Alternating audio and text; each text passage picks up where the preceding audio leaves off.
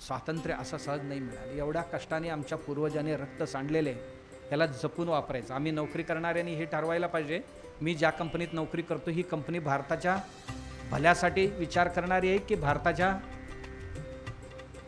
मुळावर उठणारी आहे, हे सुद्धा आम्हाला आजकाल विचार करण्याची गरज आहे.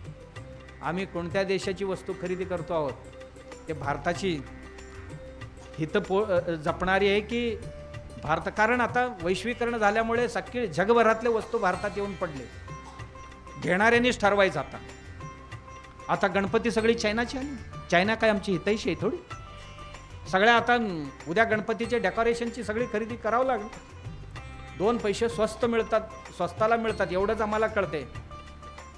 2 पैसे स्वस्त बघायला जातो म्हणजे देशाचा आणि धर्माचा बळी देतो आम्ही, याचाही विचार करा की मेक इन इंडिया आहे का, किंवा भारताचा हितैषीने कोणतरी तयार केलेले आहे का, अन्यथा आम्ही आमचा देश संपवण्याकरता योगदान देतो आहोत का, याचाही विचार करावा.